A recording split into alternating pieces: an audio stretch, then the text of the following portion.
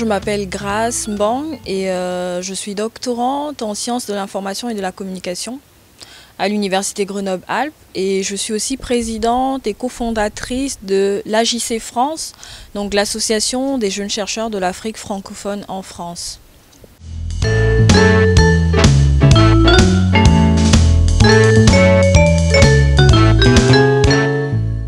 J'ai décidé de prendre part à la conférence IAZ parce que la thématique m'intéressait. Déjà pour la petite histoire, il faut dire que c'est Luc Allemand, donc l'initiateur de l'événement, qui nous a repérés sur les réseaux sociaux, donc l'AJC France. C'est une toute nouvelle association qui existe depuis bientôt 2 ans. Et il nous a dit qu'on était le cœur de cible de l'événement. Et effectivement, on a eu plusieurs échanges pour voir comment on pourrait collaborer ensemble. Et c'est donc, étant donné que ça rejoignait nous nos objectifs en tant qu'association et en tant que jeunes chercheurs, on s'est dit pourquoi ne pas y aller. Parce que effectivement, on se pose des questions sur l'après-thèse. Donc comment est-ce qu'on va mener notre recherche? Qu'est-ce qu'on va faire après? Est-ce qu'on continue dans la recherche et l'enseignement ou bien est-ce qu'on se reconvertit dans d'autres domaines?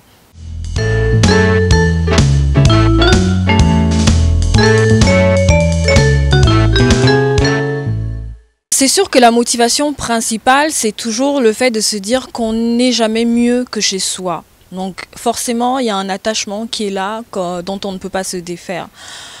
Motivation principale pour y retourner, je ne suis pas certaine. Ça va dépendre des opportunités, parce qu'arrivé à un certain stade, on essaye de peser le pour et le contre et de se demander ce qui pourrait être avantageux ou pas pour nous.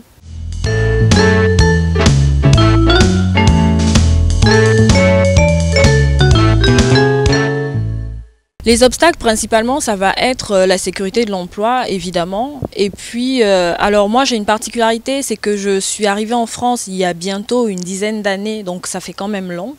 Et en fait, tout mon parcours universitaire, je l'ai fait en France. Ce qui fait que j'ai, personnellement, parce qu'il y a des situations tout à fait différentes, ce matin dans la première partie du colloque, on nous a présenté des résultats d'une enquête. Donc les situations diffèrent les unes des autres.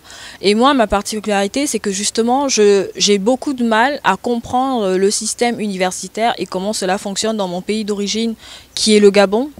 Donc il y a déjà cette première barrière-là, et venir à IAZ permet justement d'avoir des informations par rapport à ça. Donc une barrière déjà par rapport à l'information, par rapport au fait qu'on ne sait pas tout à fait comment ça fonctionne sur place, qu'est-ce qu'on va pouvoir apporter sur place et comment on va pouvoir s'insérer justement dans l'enseignement supérieur sur place.